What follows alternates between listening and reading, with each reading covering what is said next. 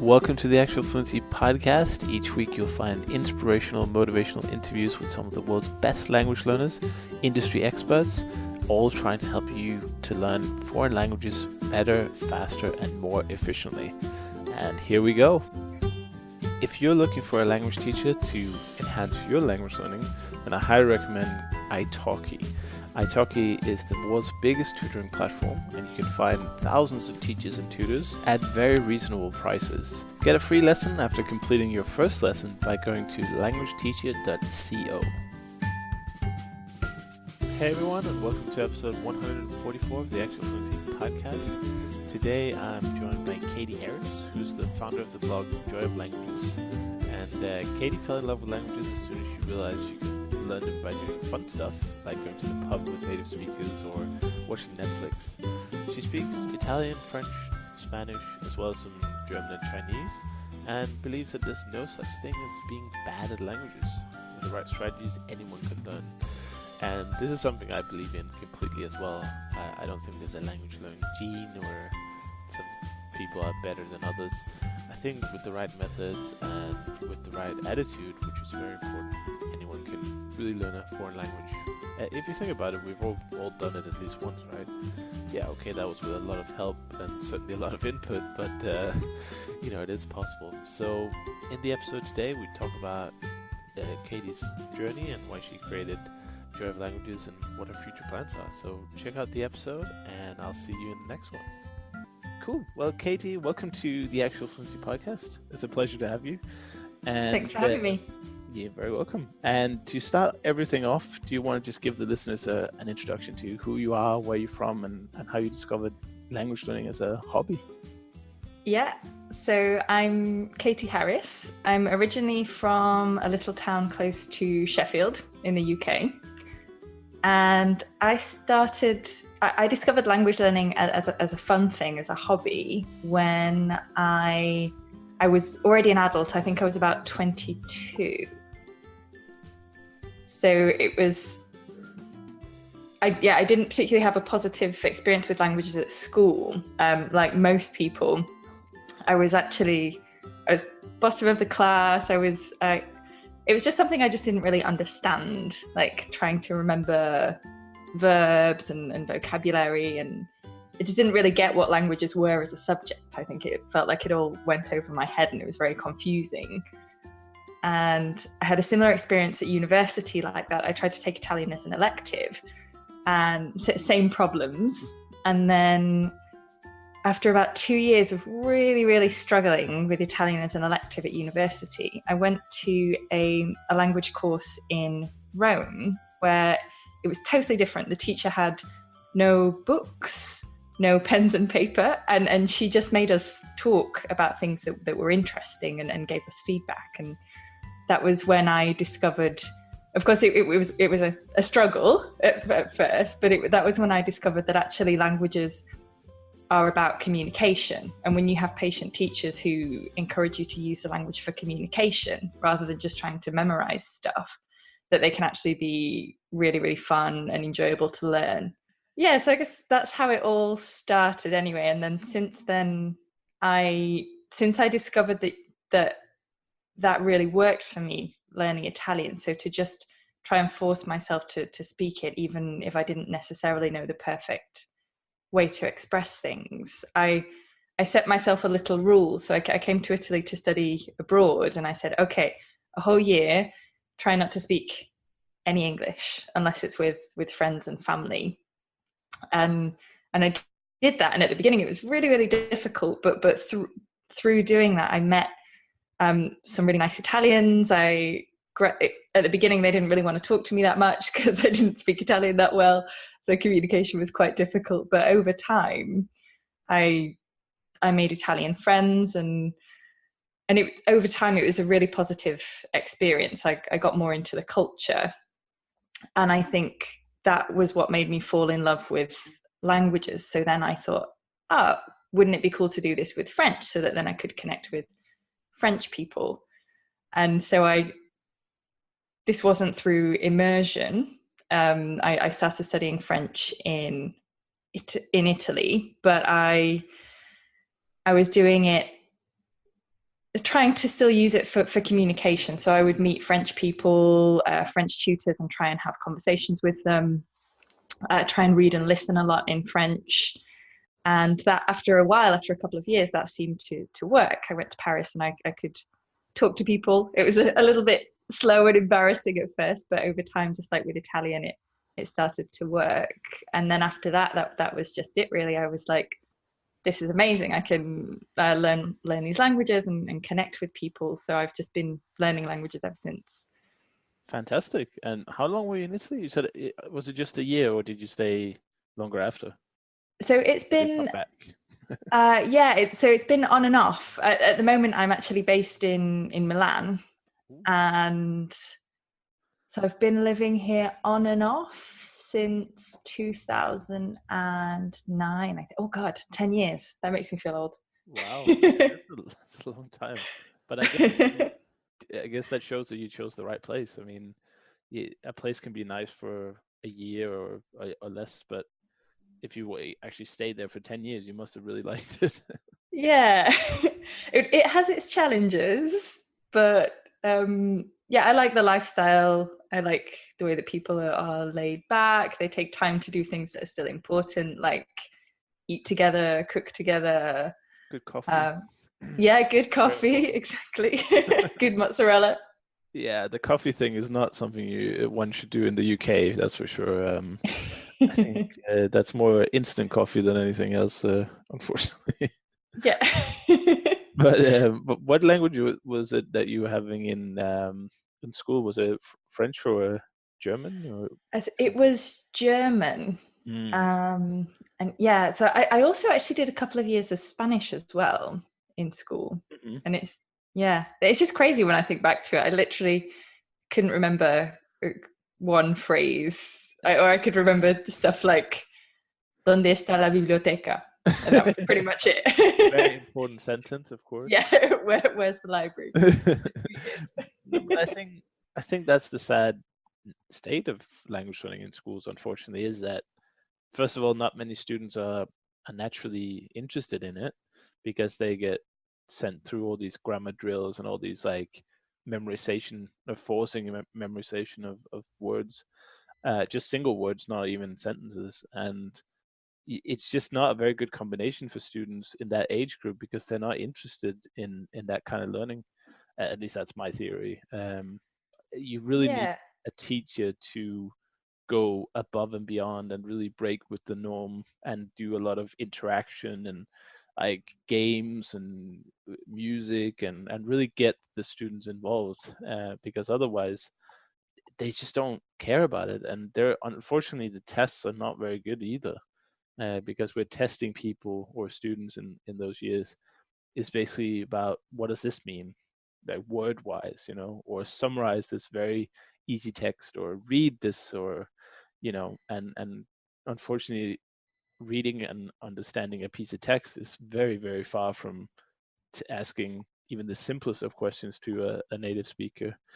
But hopefully I have to say, go ahead. That. Yeah, hopefully we can improve that through all these initiatives and podcasts and conferences, and hopefully it will spill over to the educational world and we can get some slightly better language classes. That would be great. Yeah, I have to say I can't speak for what it's like now, because I'm talking, speaking of feeling old, I'm talking about probably about 15, 16, 17 years ago, when I was at school. So I think it may have changed then, but certainly it may have changed now since then, but certainly, I mean, one thing I kind of try and do with my blog is to undo the damage of the people that went through the same kind of classes that I did, because it makes people think that they're not good at learning languages, which was what I had. Or that they can't do it at all, which is even worse. Yeah, and I still have, when I talk to friends and family who are in exactly the same position that I would have been in had I not joined this really cool class where the teacher encouraged us to speak a lot. And so I can see that it's nothing to do with natural talent. Of course, it can be to do with interest and motivation, but you can increase that depending on what you do. But I think it's in the past, certainly the education system has done some damage, because it's at least when I was at school, it made people think that language learning is a certain way without realizing that actually there are many other ways to learn a language, more effective ways, just by I think the main thing that I felt when I was at school was that learning a language was all about getting ready for talking to a native speaker. That was almost like the final performance, which you would do maybe after 3, 4, or 5 years of learning the language in classes. So it was all kind of about preparation. Whereas now I realize that actually for me, you can't kind of, well, I guess, and it's all about preparation and then trying to learn enough so that you won't make mistakes when you start speaking. Whereas for me now, I realize it's all about just throwing myself in at the deep end at the beginning, looking like an idiot. And if I do that for long enough, eventually I won't look so much like an idiot anymore. Yeah, for sure. And just using it early on rather than waiting and waiting. This idea of, you said it very well, you're leading up to speaking at the end. Whereas I think that this whole idea of speaking from day one is actually brilliant, because it's such a good feeling, even if you just say hi in that language, or how are you. Yeah, and I think at the end of the day, languages are about people. And what the school system did for me when I was at school was it stripped languages of all of the good stuff, all like people and cultures and traveling, and it just stripped it down to learning vocabulary. Yeah, exactly. That's it. Yeah. Whereas I think if you can start speaking early on and accept, I feel like we should be doing more learner training to train people what learning a language is actually like. So expect that you will make mistakes. It will feel uncomfortable at the beginning, but if you just push past that, then that's how you'll learn, rather than it being like, no, you have to learn all of this so that you won't go through that uncomfortable stage. Because for me, that's not really possible. You have to go through that stage. Yeah, I mean, it's complicated as well because people are so different. Like, you have very extroverted people who will jump in when they know half a word, and then you have people who are very shy and introverted who are, they wouldn't even go up and speak to people in their native language. So how could they ever be expected to speak to someone in a different language as well?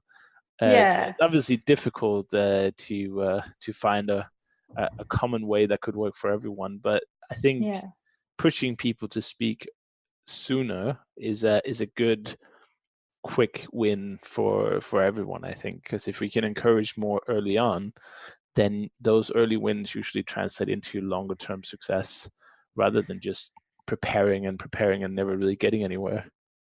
Yeah, and I also think it doesn't necessarily. So when I say using the language early on and feeling uncomfortable, for me, it doesn't necessarily have to be speaking. So I think like the speak from day one idea is really, really cool. I usually try and start speaking as soon as possible. Maybe not from day one, but maybe from like day 15 or something. But there are also, for example, like Steve Kaufman or Kaufman, I don't, in my UK accent, people who. So I think there is absolutely nothing wrong, and I've recommended this to people before, people who are real introverts. There's nothing wrong with spending a long, long time at the beginning without speaking. But I think the difference is that, so just to clarify, so Steve Kaufman does lots of reading and listening at the beginning. So he kind of tries to absorb the language as much as possible before he starts speaking. And I think there's lots of people follow that technique and it seems to work for them. And I think that is a good technique as well. So you don't necessarily have to start speaking from day one, but the difference is that there you are still using the language. Yeah. I mean, it works. What works is basically is the golden rule, isn't it? If something doesn't work for you, then, and other people are saying, oh, it's great, do this, but it doesn't work for you, then obviously keep trying until you find that method. I think that Steve's method is quite advanced. I think is quite hardcore as well.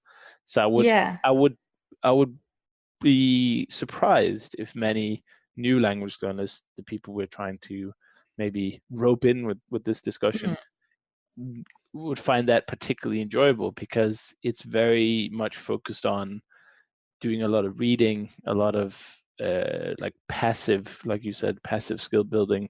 Whereas something like, just to take the polar opposite, something like Benny, where you learn 3 words and you go and shout at some native speaker, it's the complete opposite. It's the minimum viable sentence or language Yeah. skill.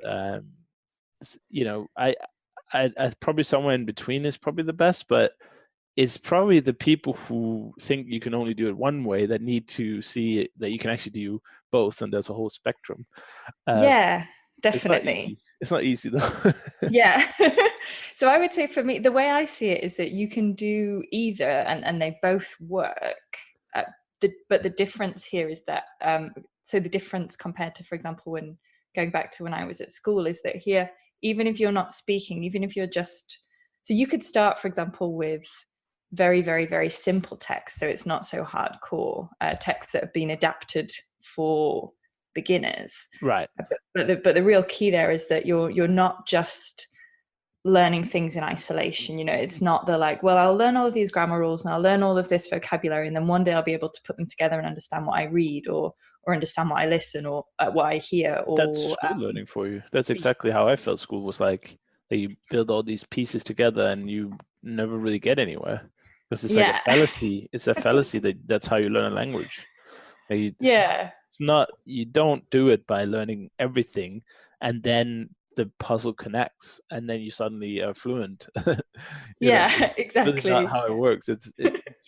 Each section is much more important than the whole picture, I would say. So it's definitely an interesting.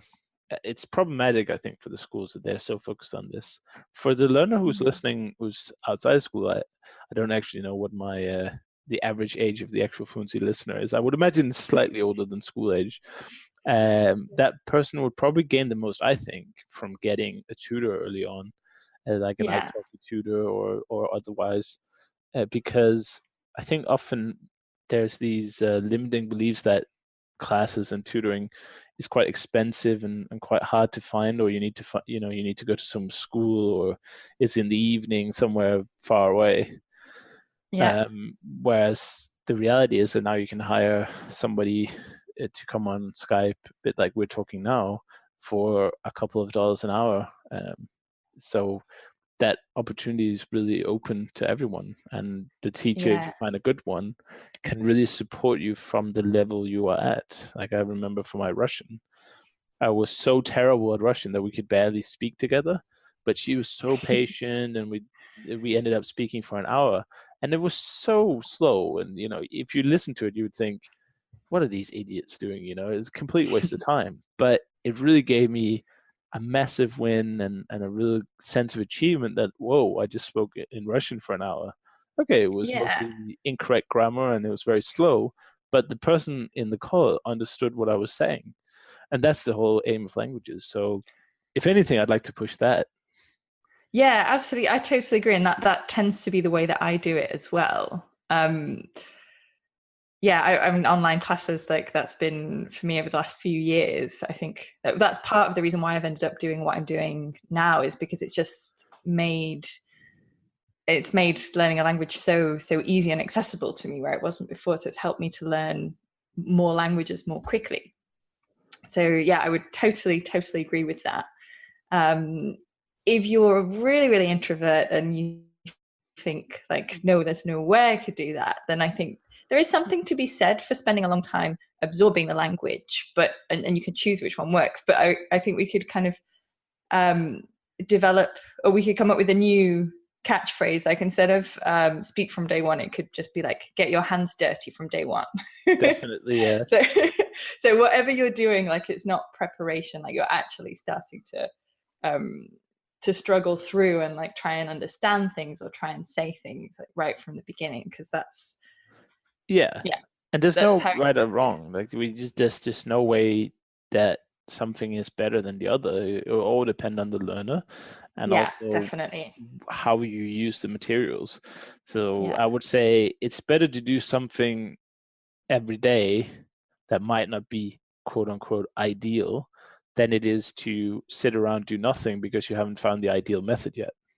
Yeah, absolutely. Yeah. So And I just do think we can something. all, Just do something, and yeah. it doesn't matter what you do. Just do something. Don't worry about it. Don't think about it. Just do something. Yeah. Yeah. And once you do something every day, you'll be surprised how quickly you can actually learn things because that time. It's funny that our perception of time is it's so warped in a way because we imagine school and we think, oh, okay, I've had German for 8 years. Oh my God, I've had endless hours of German. But I actually did the math and the number came to something like 300 hours. Yeah. So for 8 years, I had 300 hours of German. Like most people watching Netflix every day would watch more than double that a year in just Yeah. in binging Netflix. So if you think about it, an hour a day, that's 365 Yeah. and a quarter, I suppose, hours of language study a year, which is more than what I did in 8 years of study. Okay, it wasn't Yeah. a focused language program, don't get me wrong, but it's sometimes we need to look at the hours and not the years or even months or weeks because you can just get so much in and you'll be surprised how quick you can learn compared to the classes because you can't Yeah. compare it, you know. Definitely. Yeah. And I always find that question really difficult when somebody says, oh, how long have you been studying for? Because it's like, well, uh, yeah, I started 10 years ago and then I did a course that wasn't very helpful for like 3 months and then I didn't do anything for 3 years and then I started again. So it's very difficult to answer. Whereas I agree. A more meaningful question is maybe, How many how hours? many hours? Yeah. Yeah. Yeah. How many hours have you spent studying it? Which doesn't come as naturally, but I think that's the But real key. It doesn't make any sense to think about it in terms of years. no, and I think if I looked at and suddenly I could explain my level because I was like, oh, I was kind of frustrated with German because I'd had it for 8 years in school and I'd gone to Germany several times for vacations, just short week-long vacations, and I was just only at about a B1 bordering on B2 level. And it was just like, yeah, I was happy that I could speak German. I was fully functional. I could understand 99% of what people were saying, and I could make myself understood without using a word of English, obviously with grammar mistakes here and there. But I was just a bit frustrated because I thought, I spent 8 years on this. But then as I did the math, I realized, well, that explains everything because just because I spent 8 years doesn't mean that I spent a lot of time on it. It took a long time to get those hours in. Yeah. And I could use that for my Russian as well because I was like, okay, I've been studying Russian for years now, and I've just nowhere near my goal. And I started adding up like my feeble efforts, and it was like, well, Chris, you spent 100 hours on it. How far do you expect to be? Yeah. And it's really important to look at it that way.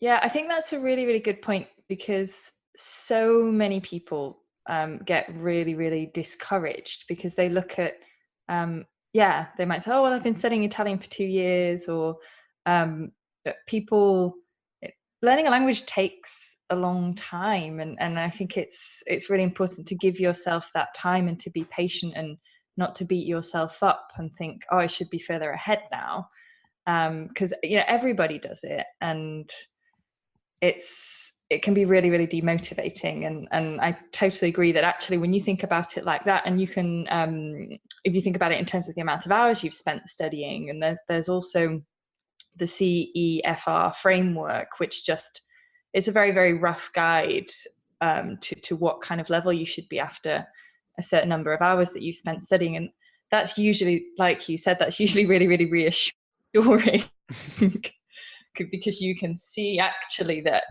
you're most of the time you're roughly around the level you should be after the amount of time you've spent studying. Yeah, and there's so many moving parts to the language, right? So if you're very extroverted, you might tend to be much better at speaking the language than you are at, let's say, writing it. So the levels are a little bit weird in that sense that you can be B1 by being A1 in writing and C1 in speaking or something like that. Yeah. It, Like my French. yeah, unless you're actually taking the test, then the level itself is kind of an estimation, and I, Yeah. Yeah. you To always be honest, go a little I bit think conservatively. even if you're taking the test, it's not. I I teach people to take exams, or I have done in the past for English, and I've taken language exams myself, and yeah, they are a good indication. They're the best indication we have, but even then, they're not always ideal. I You can think they're train quite. yourself to I think it's nonsense actually. It's complete nonsense, and it's just a kind of a cash cow for these institutes. I guess they're government funded ultimately. The Goethe yeah, Institut Français and all these places, because yeah, it's important to have a testing or some kind of body that can issue. Well, is it important? I don't even know. I mean, some organizations want you to present a, a certificate to do certain things, like language teachers and that kind of thing. yeah, or particularly to study abroad as well. I think it's something that Yeah, has to it exist. has to exist, And yeah. But I think the idea that it actually has anything to do with what you can in the language, I think, is a stretch, because you can get better at doing the tests, and then yeah, there's something wrong with the whole thing. It's a bit like doing IQ tests or intelligence tests. Basically, if somebody can publish a book that says, here's how to get here's how to get better results on the IQ test, you're suddenly no longer testing the intelligence of the test taker. You're just testing how well that person can prepare for the test itself. yeah. And languages are exactly the same. Like, I saw my friend Gareth from How to Get Fluent. He did the Russian C1 exam, and he eventually passed it. But when you read his preparation, none of his preparation was really about getting better at Russian. It was getting better at taking the test, which had very Yeah, specific tasks in it. So in a way, he was getting better at Russian, but it was like something like write a 50-word fax, yeah. We'll just take a quick break to hear from one of our sponsors, and then we'll be right back. On this podcast, I've interviewed hundreds of language learners, some of the world's greatest polyglots and industry experts. And one thing they all agree on is the value of one-to-one tutoring lessons. And for this, I highly recommend italki. They have thousands of teachers in all price ranges, and they even have certified teachers who have taken diplomas or have degrees in the language you're learning. So whether you're just brushing up on your Italian ahead of a trip to Rome, or you want to master Russian to take the exam, or whatever your goals are in languages, italki has a tutor suitable for you. And compared to private tutoring offline, it's really affordable. You can find informal tutors down to $5 an hour, and you can have trial lessons for even less. So if you want to master a language from the comfort of your own home, and you even get a $10 credit when you complete your first lesson, go to languageteacher.co and check out italki. It might be the best thing you do for your language learning this year. Yeah, I've had really similar experiences actually, because I used to train people to take the IELTS, and I saw with that how you can. I mean, I think they are still quite a. I think they do a great job doing the test, because it's a really difficult thing to do, and they're a fairly good indication. But yeah, it is absolutely learning test techniques, and that's what we tend to focus on in the lessons, really, because I want them to get a good result in the test. Exactly, yeah. Uh, and so because I kind of knew this, I've always, yeah, I'm a little bit unsure about taking exams to kind of test my level in foreign languages. And if I do it, I always try and leave the actual preparation for the exam right until the end, because so maybe the last couple of months, last few weeks, because if I don't do that, then I end up like with my I did the French C1 exam, and I ended up spending a few weeks learning stuff like 8 different ways to say however in formal writing, and and that's not really why I was learning French. Right. So I didn't want to spend more than a few weeks really looking hardcore at the exam techniques, because otherwise it would have kind of taken me in a different direction to where I actually wanted to go with my French, which was pronunciation and feeling natural when I chat to people, and knowing more kind of colloquial vocabulary and that kind of thing. Yeah, definitely. There should only be So, two reasons to take an exam, I think. One should be to use it as a goal, like something to aim yeah, for, to make sure that you're hitting some kind of benchmark for your language learning. Because as an independent language learner, it can be sometimes hard to evaluate your progress because you're not in a classroom. You can't compare with other students and that kind of thing. But if you have a language exam goal, then you know very specifically what the requirements for each are. So something like being able to understand a certain length of text, being able to compose certain things, understanding the listening. And the other one is simply if you need it for academic career or any kind of yeah, opportunity reasons. Like if your employer is paying a multilingual bonus, I think that's worth doing. Or yeah, absolutely. if you want a career in languages, so Yeah, becoming an actual teacher or any other job profession related where a certificate could be come in handy. Something like I imagine translators maybe use it. I don't know. I haven't done translation myself, but if you're doing those kind of jobs, then getting a new certificate could be a way to get clients or get a new job, even if you want to improve your career. But as the sort of casual language learner, I really find it unlikely to be of much use to take these exams because, like we said, the test comprises all four key areas, right? Like reading, speaking, listening, and writing. And if your goal is not to read Shakespeare in English, then, well, maybe that doesn't even make sense because that's old English. So English speakers have trouble with that too. yeah, But you know what I mean. yeah, Like if your goal is not to read postmodern big books that are really difficult, then why would you need to have a score high in sort of reading comprehension if you just want to yeah. And read? speaking of reading comprehension as well, I think that there's a problem at the higher levels that I've noticed both in the English one and the Italian one, which is so this a bit of a confession here as an English teacher. Sometimes when I teach IELTS, I don't know the answers. Right, there you So go. I so I have to like read the answers before the class and then kind of pretend to the class I'm like, well, yeah, it's obviously that one. No, I don't actually do that. I tell them as well because I think it's useful for them to know that sometimes. So once you get to higher levels with reading, it's almost like as if the examiners kind of said, okay, well, now you're at an advanced level. So usually people at an advanced level can almost understand everything they read. Yeah. How can we make it more difficult? Let's make the questions more vague. Right. Um, and I have that problem as a teacher with English exams sometimes, and I've also had that problem with when I was preparing for the Italian C2 exam. I would take the test papers to my flatmates and my partner and say like, oh, what would you put here, because maybe I didn't understand and I'd written it wrong, and a lot of the time they couldn't answer either. So it's kind of, I mean, I guess there's one argument that, well, it's also teaching you academic skills in that language, so you have to be able to interpret the question in the right way. But I think certainly if you want to just prove that you're getting closer to a native speaker, if your idea of advanced is moving towards being like an average native speaker, not moving towards not being exactly like, because even at C2 there's still a big difference, but yeah, that's not necessarily that useful, taking a test where there are questions that native speakers can't answer. Yeah, it's a bit unfair, really. It comes up in other areas of language learning, like where native speakers can make mistakes, for instance, but learners cannot without being Yeah. commented. It's kind of weird that they do it all the time.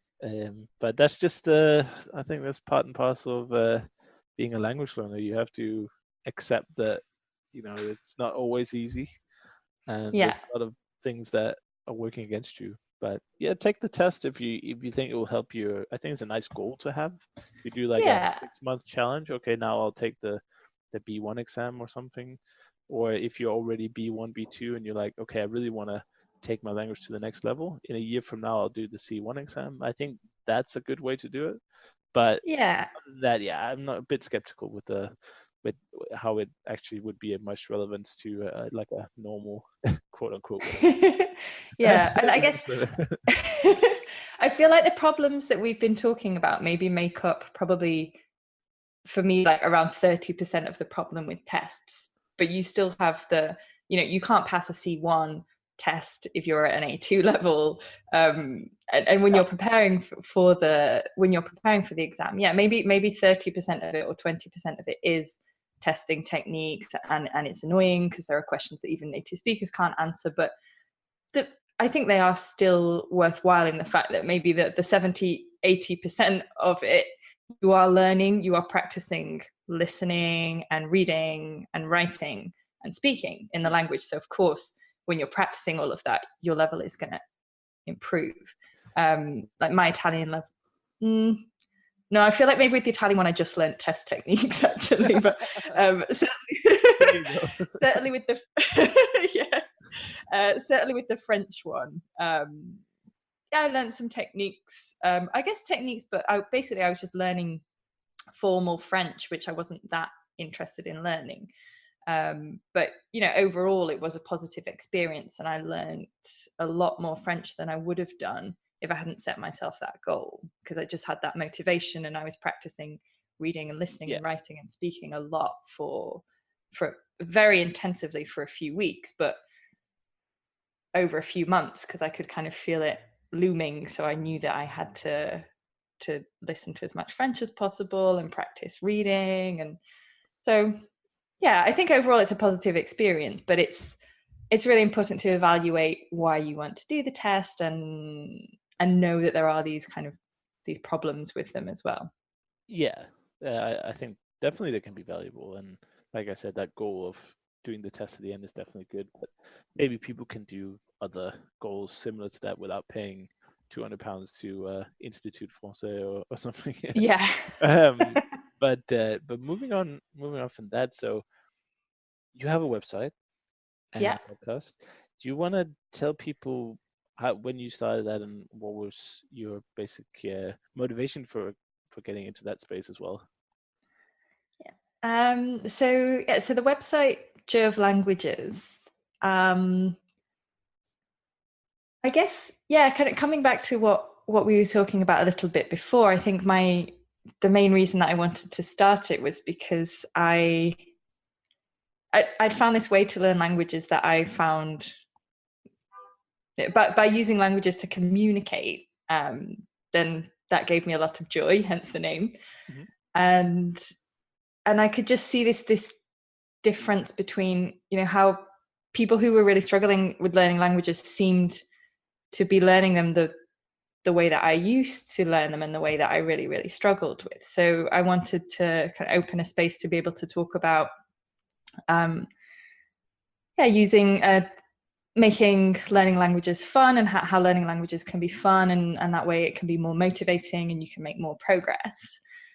And also because I'd found this passion for languages now, so I wanted to find a way to make to work by doing something that I really, really enjoyed, which was learning languages and sharing what I learned along the way, and helping other people learn languages as well. Mm-hmm. And do you mind just breaking down that difference between how you used to learn languages and how you do now? Maybe if you can, I don't know how complicated the idea, but if you could give us like a cliff notes, I think people. Yeah. Well, I just remember. I think the main thing that sticks in my mind was just I would. So after a language class at university, for example, because it's slightly more recent, I remember every now and then after the class, I would like go and get a coffee and then read the chapter in the book, and it was mostly, we'd do a lesson on jobs, and then we'd have a list of jobs to learn. So I'd like try and memorize them, and then I'd have tests, and so I'd get my friends to try and memorize. Essentially, I think there was a lot of trying to memorize lists of things, and the textbook, I wasn't particularly interested in the topics that were in the textbook. And just going back to this idea as well, I think about it all being an idea of a preparation, and that I had to do this for years and years and years. And once I'd remembered enough lists, then I could go out and talk to people. Whereas now I start trying to speak as soon as possible to connect with people from from the culture. So by online, I use italki as well, via online classes, and just finding, I guess, essentially as a broad difference in approach. Now, the main thing that I try and do is to find ways to learn the language that I enjoy. So for me, that is finding people I can connect with, even if it's only, if I'm a beginner and conversation is really a struggle, and they can help me a little bit in English as well. But just having that figure of a person that I can connect with and someone from that culture in my life makes me a lot more motivated. Right, some practical And application. yeah, it's a practical application. And I think the thing that makes me love languages so much is that you can talk to people from all over the world. And so I like to front end that reward, if that makes sense. Definitely. That's a bit like the speak one philosophy in a way. Yeah. Although I don't necessarily immediately do that. I'll wait a few weeks before I try and do that. So I do prepare a little bit. Right. And then, so I guess I have a balance of output and input. So output, certainly trying to connect with, find native speakers that I enjoy spending time with. And usually at the beginning, it's in online classes where I pay them, because otherwise, it's going to be difficult. I can't expect them to spend an hour of me trying to string a sentence together if I don't pay them at the beginning. With time, I might be able to make friends in the language later on, and I do, and I have. That's often one of my goals in the language. But certainly at the beginning, it would be with a tutor. But then I also have the input side of it. So I'm a big believer in finding input that you enjoy reading and listening. So at the beginning, this is likely to be things that are made for beginner language learners. So things like podcasts, graded readers, so books that have been made simple for language learners. But then as soon as I can, I'll start to try and use things. Maybe read some simple blog posts, and there's the Google Translate add-on that you can use. It's really, really cool. You just click on, once you install the extension, you just click on a word and it translates it for you on page. So that makes the reading a lot easier. Yeah. And Kindles do that as well, which is good. But yeah, I would say it's a balance between output, trying to talk to people I like, and input, trying to read and listen to things that I find interesting.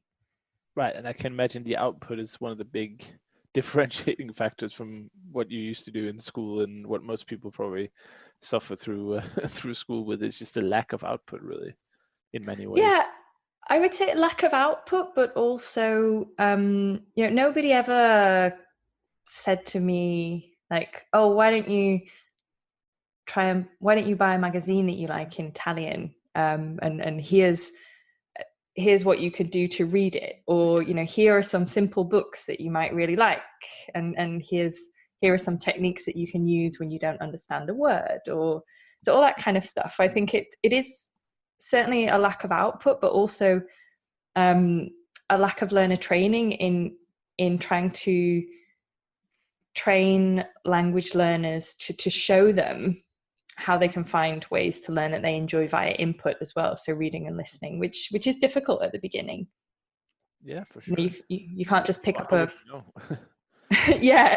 It's like that nobody tells you at any point. It's just we're all in this kind of, we have to somehow go online. And I mean, for people who found this podcast, they probably know a lot of the strategies and techniques and pitfalls that we've discussed. But imagine if you're, just getting out of primary school, and where would you even encounter any of this? Wouldn't go as far as call it wisdom. I mean, that might be a little self-polluting, but definitely tips and tricks about it.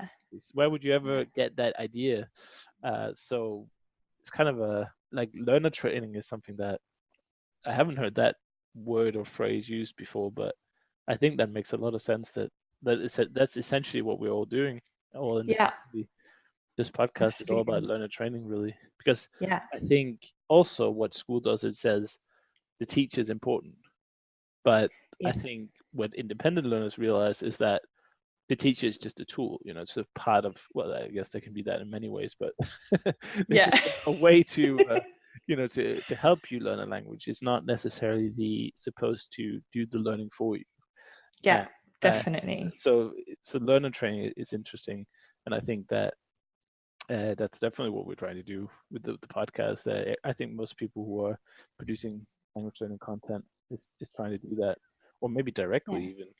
If they're producing courses or specific language materials, it's also all about learner training, but it's sort of Yeah. embedded, I guess, in the materials.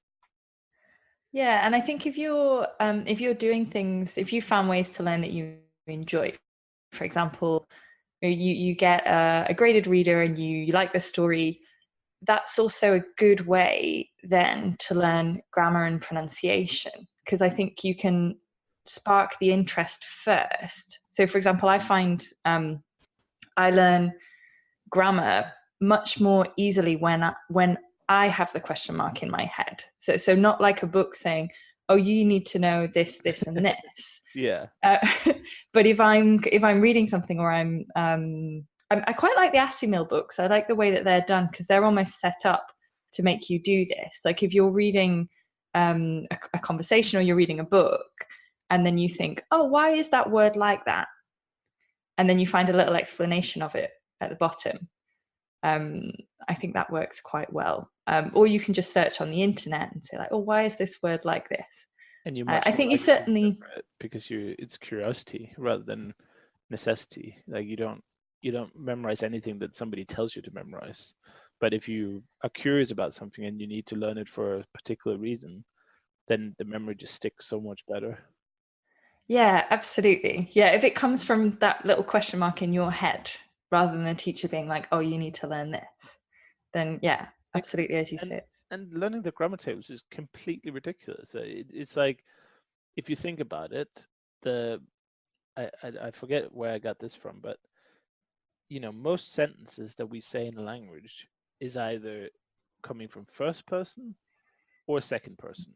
Either I'm talking about myself, which is a big part of speaking, or Yeah. I'm speaking about someone I'm talking to. So me and you, that's basically it. Yeah. And that must make up something like 90% of all conversations that we have, or all sentences, sorry, Yeah. not every conversation, of course, but all the sentences. Yet, if I learn a new language, they spend ages going like, ich bin, du bist, das ist, blah, blah, blah. And it's like you have to know all of this before we move on to step 2 of actually saying something, which is Yeah. ridiculous because most of the time, like I said, 80-90% of sentences are probably either about yourself or the one you're talking to. And you can take this point further with grammar points, something like, accusative and genitive and dative and all these cases. Well, probably most of the cases will be nominative anyway, because you're just doing a simple sentence. Or, okay, accusative will happen sometimes, which is a direct object, like I have this thing. And then, you need to be quite advanced to start using something like genitive. Like Yeah. in German, the days of our lives are long gone.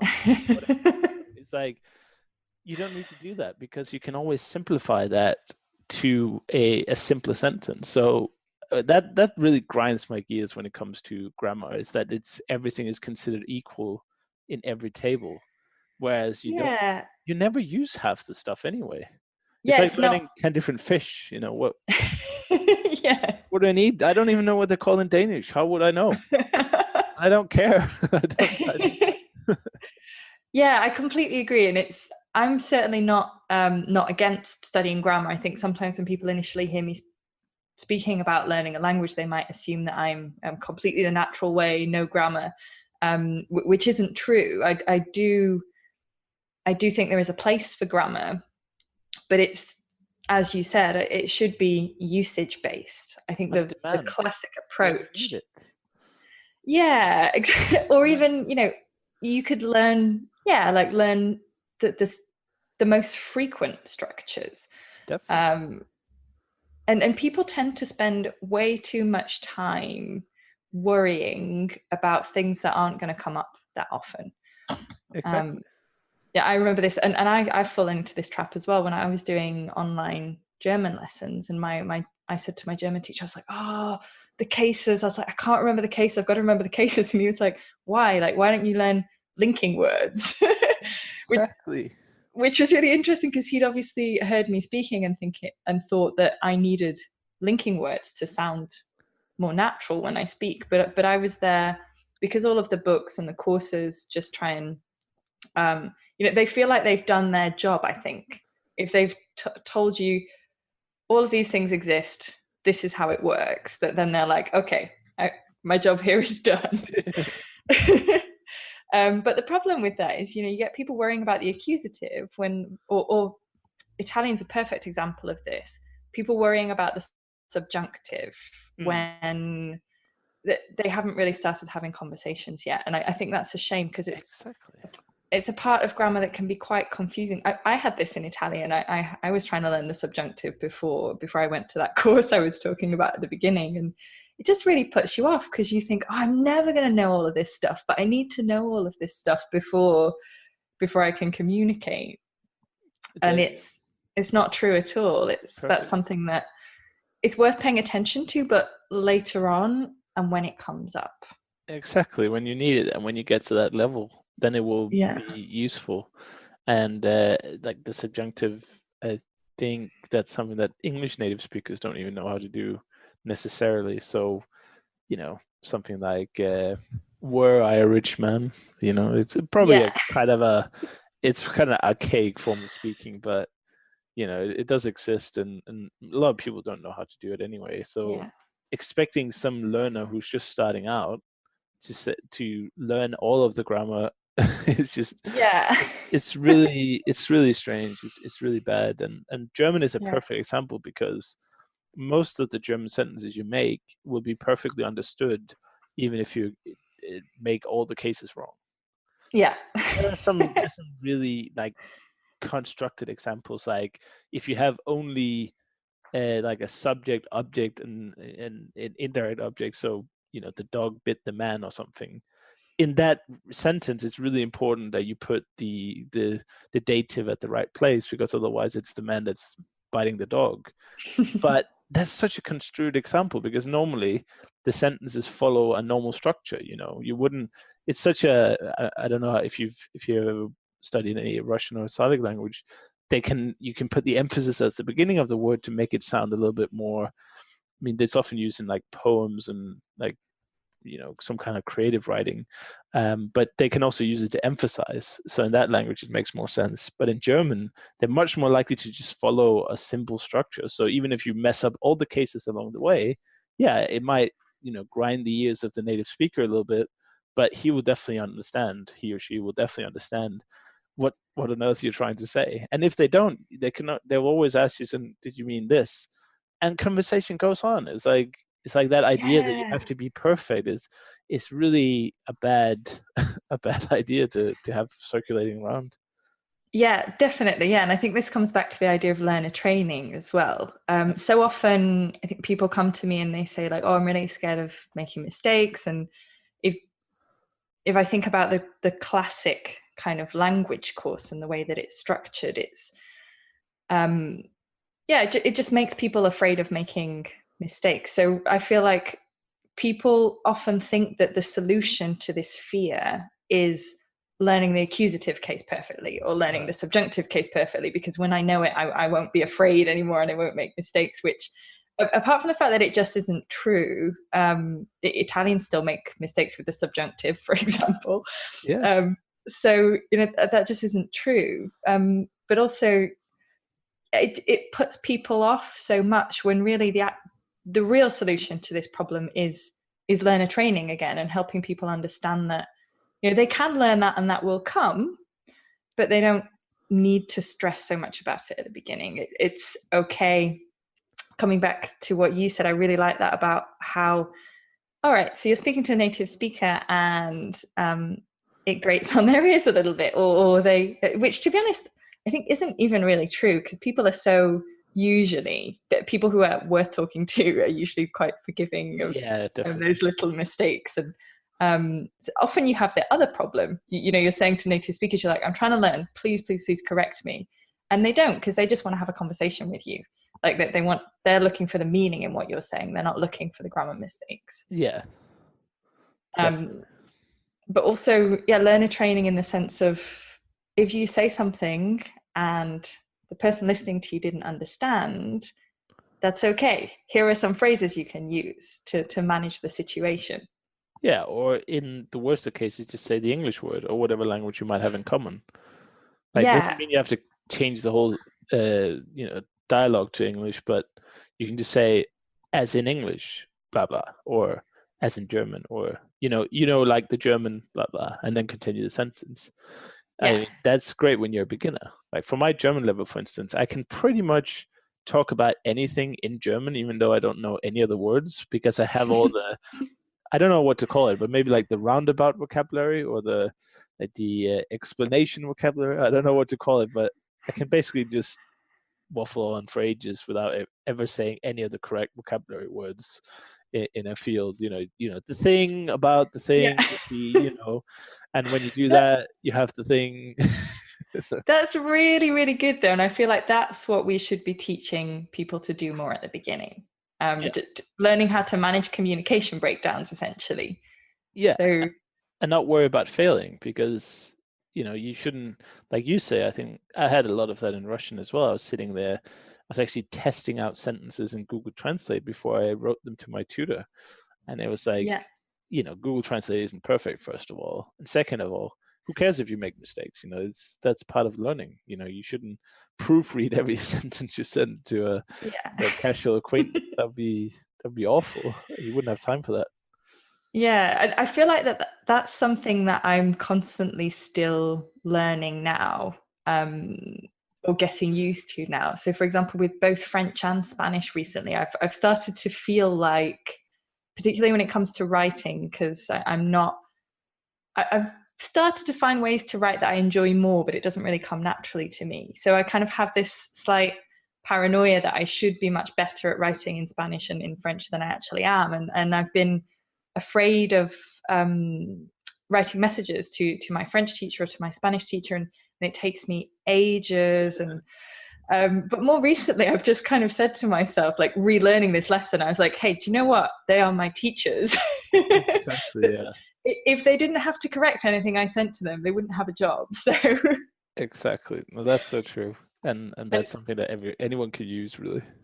Yeah, and it's been, that's been over the last month or so, and it's been so different. It's been so nice, and I'm enjoying writing more as well, and it's made the whole experience a lot more positive, and I've learned a lot more since I kind of had that little revelation.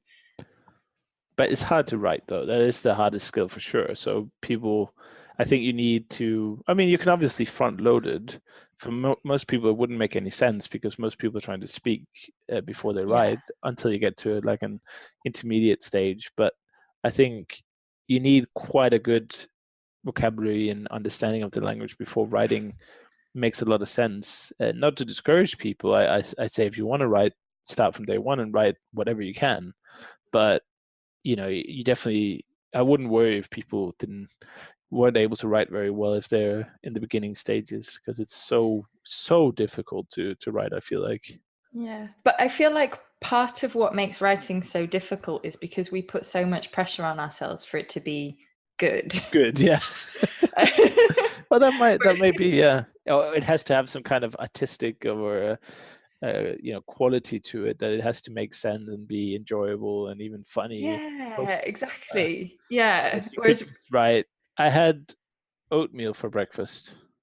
Definitely, yeah. And I think if you if you do it in the right way, because that's what I've been doing recently, is I've been doing tasks that just take all of that away. So really, really simple tasks like 5 things that I noticed today.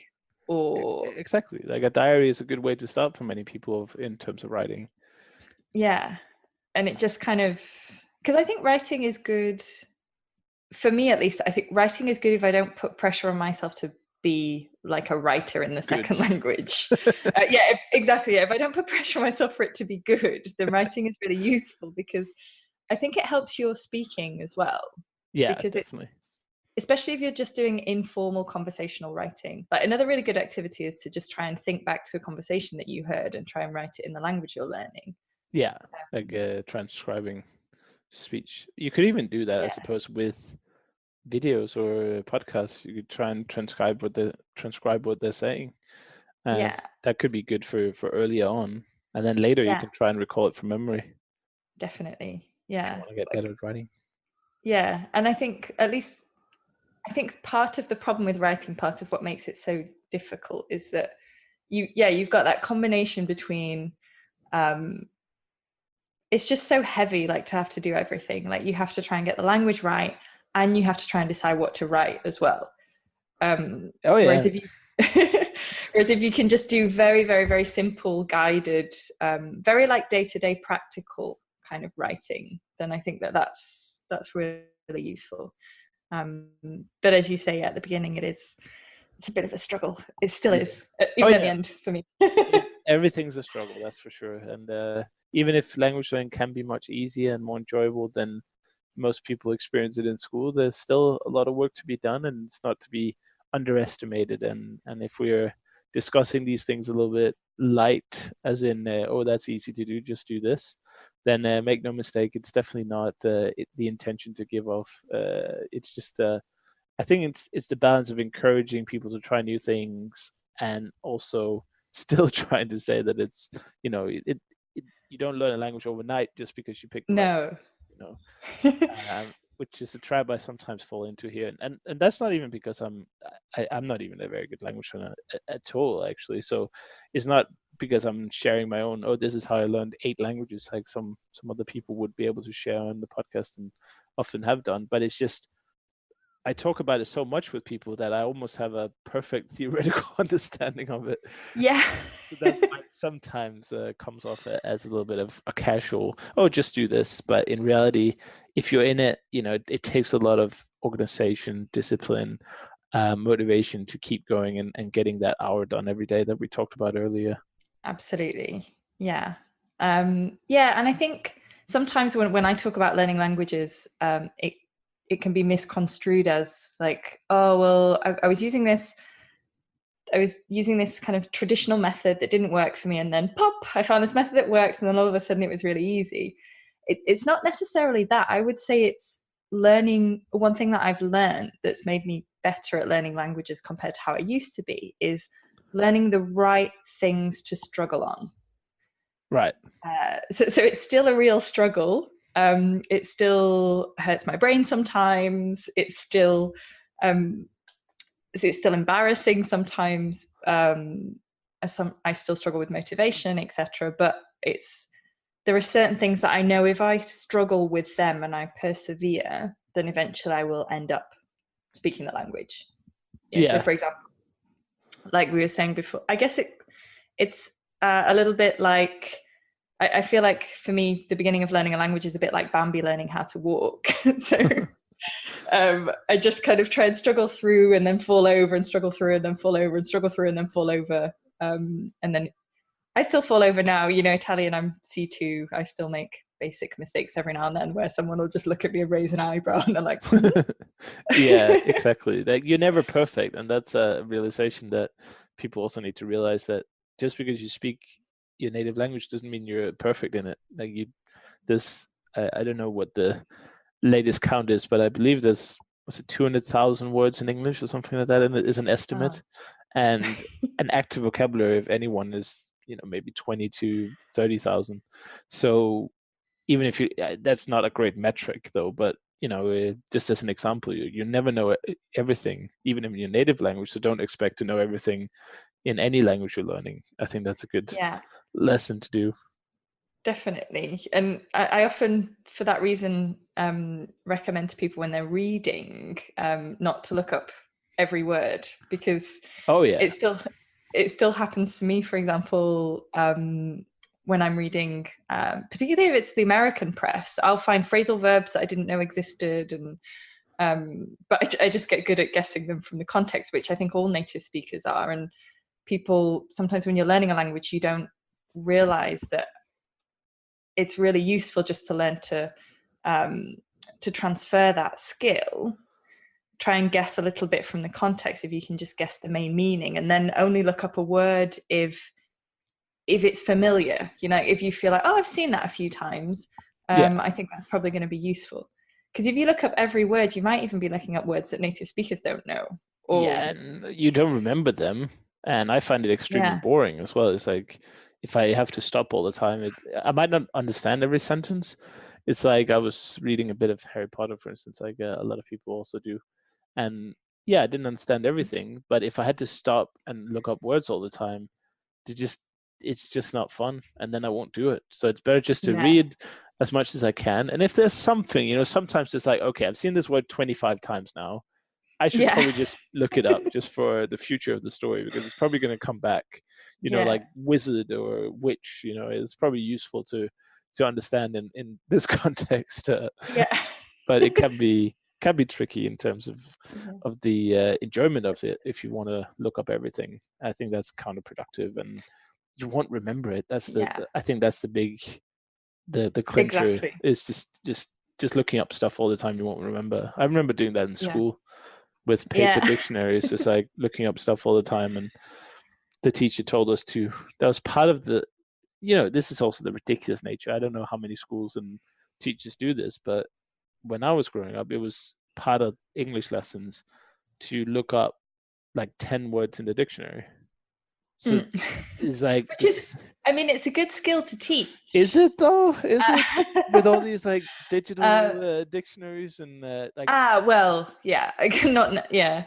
Maybe not nowadays. You probably don't need paper dictionary. It takes like minutes to find a word, and it's like, you could have just told me what the meaning was, but instead you're putting me through this like laborious task of going through like the Oxford English Dictionary. But anyway, I really enjoyed the topic today. We've ended on, like we were talking about before the recording, like what I wonder what we're going to talk about, and I think we can definitely say it's all about learner training today and improving the academic, well, not even academic, like just the educational world. But thank you so much for coming on to the show and taking the time today to talk about languages. And before we end, do you want to just give the listeners on a little what's coming up for you in the future on your site, or any projects we should know about, and where people can find you? Yeah, absolutely. So at the moment on the site, I've got a mini 5-day course and it's just aimed at speaking. So it actually talks a lot about every day. There are techniques similar to the techniques we talked about in this podcast. So things like phrases to use when you have communication breakdowns. So it's all about learner training in terms of speaking. So what techniques can you use to start speaking early on and have your first conversation, or improve your conversation so that they feel a little bit more natural. So that's probably the main thing for people if you're learning any language. And we are also we're currently arranging some immersion holidays, which I wanted to, my idea for this came from, I wanted to try and create for people the same kind of experience that I had with Italian. So going back to the beginning, when I had that teacher who encouraged us to speak a lot and English was banned. So there was just a nice atmosphere and a nice way to practice the language. So we're doing this on our immersion holidays. So it's a whole week of speaking the language with patient teachers who will help you.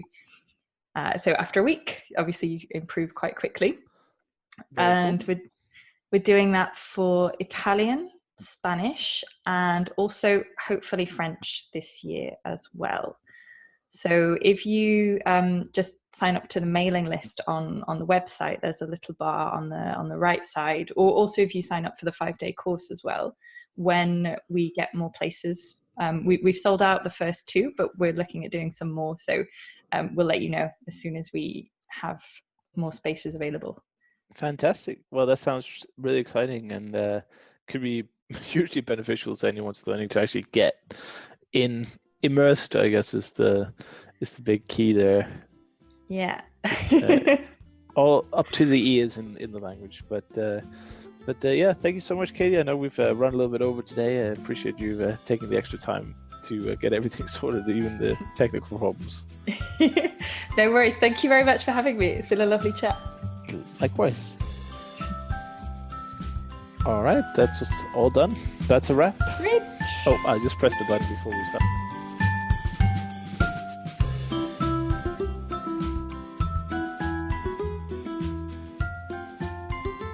Thank you so much for listening to this episode of the Actual Fluency Podcast. I really appreciate having you here today. Just before you leave, I just want to give a quick shout out to today's sponsor, which is italki. italki is a tutoring platform where you can find affordable tutors for every language in the world pretty much. So get started today and get a free $10 credit when you book your first lesson. If you go to actualfluency.com/italki, that's spelled ITALKI. So give it a go and feel